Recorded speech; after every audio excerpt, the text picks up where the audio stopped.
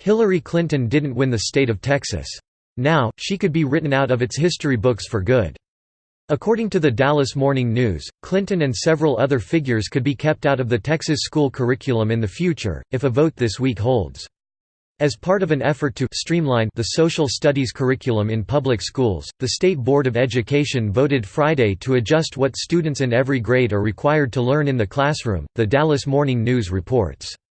Among the changes, board members approved the removal of several historical figures, including Clinton and Helen Keller, from the curriculum. The board also voted to keep in the curriculum a reference to the heroism of the defenders of the Alamo, which had been recommended for elimination, as well as Moses's influence on the writing of the nation's founding documents, multiple references to Judeo-Christian values, and a requirement that students explain how the Arab rejection of the State of Israel has led to ongoing conflict in the Middle East. So, in other words, plenty of reason for liberal outrage.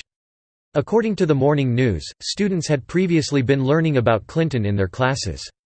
High schoolers have been required to learn about Clinton, who was the first woman to win a major political party's presidential nomination, in history class, the Morning News reported. Under a section about citizenship, students were assigned to evaluate the contributions of significant political and social leaders in the United States, including Clinton, Andrew Carnegie, Thurgood Marshall, and Sandra Day O'Connor. Work groups recommended the deletion of Clinton and Keller from the curriculum, and the board approved. In speaking to teachers and testifiers, they did not mention these specific deletions, said Barbara Cargill, a Republican board member hailing from Houston. To be fair, Barry Goldwater was also eliminated from the curriculum. However, Clinton's omission will be the one that gets the most attention. For my money, I think that she should be included, along with Donald Trump. The 2016 election was a watershed moment in American politics, and students will have to study it eventually. However, what I want is a realistic view of the 2016 Democrat standard-bearer. I don't want to hear "I'm with her" propaganda about how she broke ground by being the first female major party nominee.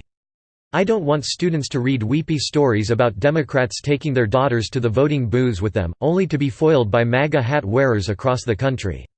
No, the Hillary I want students to hear about is the one that had classified information on her private email server.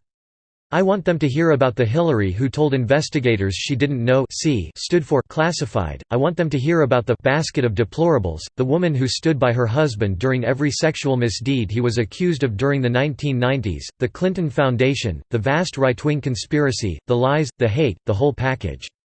If they're going to evaluate the contributions of significant political and social leaders in the United States like Clinton, they should evaluate it in that light. Maybe then the result of the 2016 election, so shocking to so many, will come into focus for them.